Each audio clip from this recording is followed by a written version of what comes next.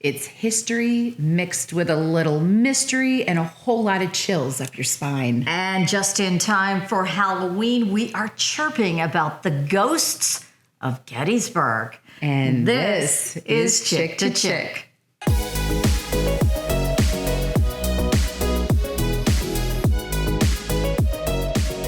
So I grew up about 45 minutes away from Gettysburg. And as a kid, we did these little bus trips sponsored by the Elks Club every fall to be able to go around Gettysburg. And the big thing was that it was going to be spooky and scary. And where do you go and what do you do?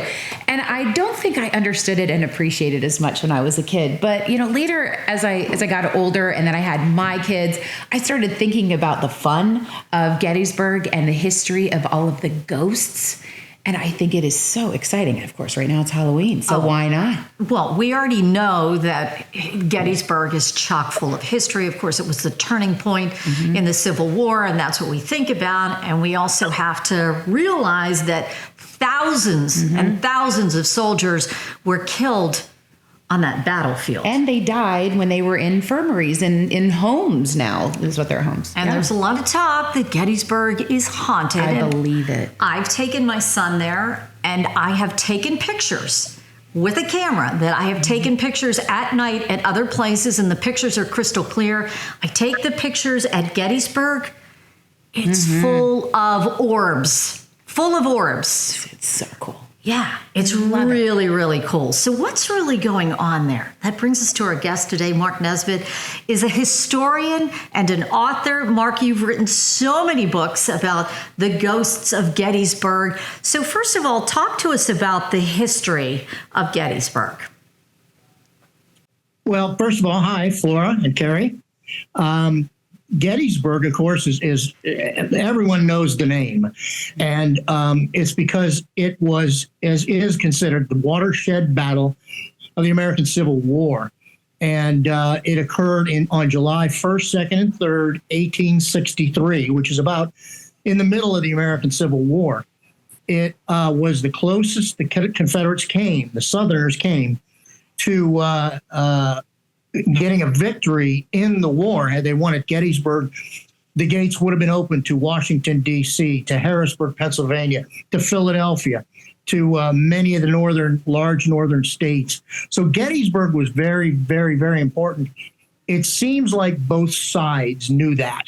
The Northern Army was fighting north of the Mason-Dixon line.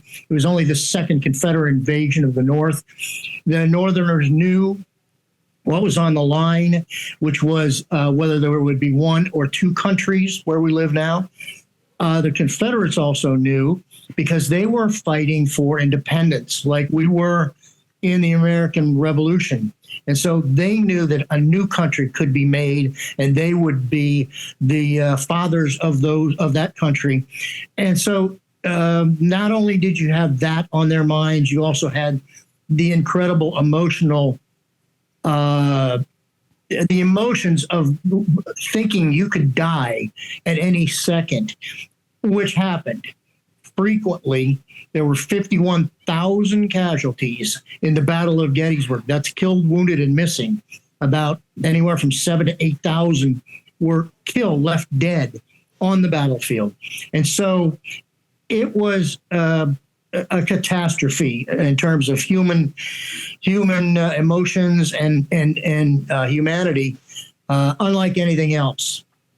And so do you think that's the fascination with the ghosts in Gettysburg? Not only the history that you provided, but knowing that so many souls 51,000 souls? Are they all floating around Gettysburg? How many orbs did you get? I had a lot of orbs on these pictures. So is that the fascination with it all? The death of it all? That people come back and they're just fascinated by all of it? I think, I think a little bit of it is, or maybe a lot of it is, because I sometimes give a talk on dark destinations. In other words, dark tourism. People go to places like Gettysburg and other Civil War battlefields, and also, internationally, Auschwitz and the battlefields of World War I or World War II. There is a fascination with that nobody can can really put their finger on.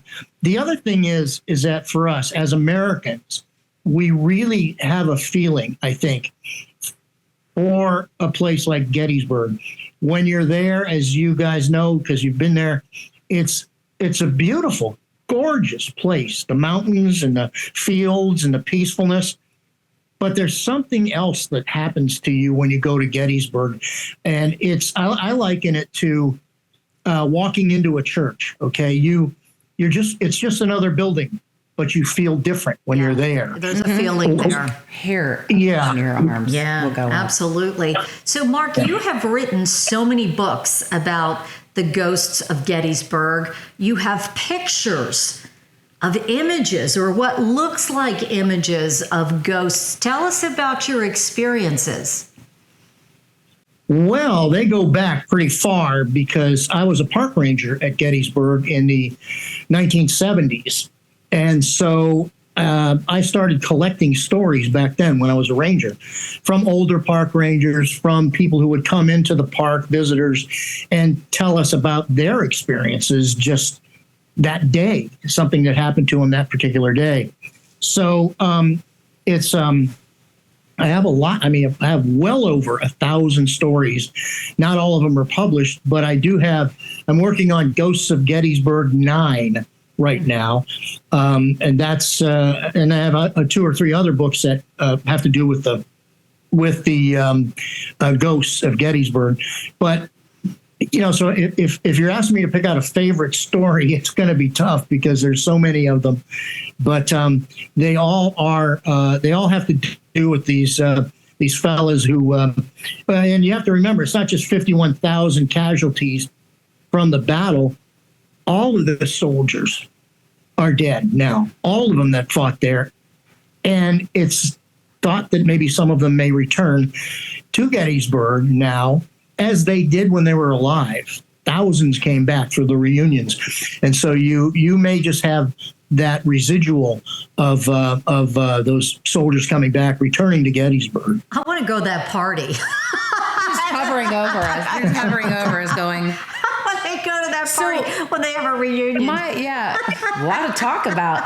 So I wonder, are there any, how do I want to put this? They're not characters, but were there generals or any prominent figures who might be attached to these ghosts? In other words, the haunting of so-and-so. Are there any that are attached to the area that you know of that kind of come back now, continuously? As a matter of fact, there's one that I've actually had. I have several stories about him, and that would be John Reynolds, Major General John F. Reynolds, who was up Pennsylvania. So he was fighting on his home turf. He was killed on the first day of the battle. In fact, he was only on the battlefield for 15 minutes, and he was shot and taken to a house in town where he died. And I have numerous sightings, and it's a lot of them are from people who wouldn't know John Reynolds. One was a seminarian who literally saw a figure in his dorm room, woke him up one night, and I showed him some pictures of John Reynolds, and he didn't know. I didn't tell him who he was, and he identified that. He said, out of the 4 or 5 soldiers that I showed him, he said that's the one I saw, and it was John Reynolds. Wow. So and he's also been seen in the house where his body was taken after he was shot, and so that also is a spot where Reynolds. I think Reynolds may have been visiting those 2 sites, and we can identify him by people. By people describing them. Yeah. Mark, you heard me say, I've taken my son there, I've taken pictures, and they're full of orbs, and you've got the doubters out there saying to me, oh, that's just light refraction or whatever, and it's not really anything of any significance. I think they're orbs. Are they orbs? What am I seeing on these? It looks like snow all through the pictures. Clean your camera lens. It's not the camera lens because I cleaned it and they're still there. What am I seeing on those pictures? Are they really orbs? Well, the jury's still out on whether the orbs are actual spirit energies or whether they're just, lens flares. When you can tell when it's a lens flare, you can also tell when it's, people will come in and they'll have a picture and show me a picture of just full of orbs. And they'll say, I'd had more, but it was raining that day. So I can't, obviously what the picture they got is of raindrops. And insects you can identify those too. But I've seen faces in orbs. Mm-hmm. I've seen them react to certain requests that investigators will have for them. Please do this or do that, and they'll do it. So I'm not willing to, throw out the baby with the bathwater. I think that some of the orbs are very mysterious, and they must be some kind of reflective or perhaps producing their own light energy. Otherwise, we wouldn't be able to see them and get photographs of them. Yeah, this is a great time of year to go on tours. I was just going to ask. I was going to ask about that because I have not done a tour, and I don't want to be taken by some whatever that's not the real deal. Like if I say, "Hey, John, will you knock 3 times somewhere?" No, but my point is, a lot of people now want to go and visit. How do you avoid getting scammed going on these tours? So you're learning the history and maybe experiencing some paranormal activity. Well, I think my wife had a great answer. Someone asked her that not too long ago. And she said, what you need to do is go on a tour that is based on books and one that's been around a long, long time, because we get people coming in every year and then the next year or two, they're gone. So that would just kind of narrow it down to a couple tours. That we have tours. They're the Ghosts of Gettysburg Candlelight Walking Tours. And so I can't recommend anybody else because I don't know what stories they're telling or where they got them. So we just recommend our own. And we've been there 30 years. And I have, like I said, 9 books out, 9+ books. So those would be and we train our guides. So we know that you're going to get a quality tour.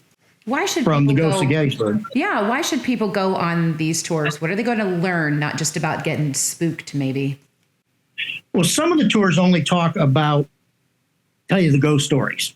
Okay, we tell you the history of the site first, and I think that's very important because, if you just tell somebody a ghost story, big deal. It's like, somebody jumping out of the bushes and going boo, and you're scared for a second till you find out it's your idiot brother-in-law, right?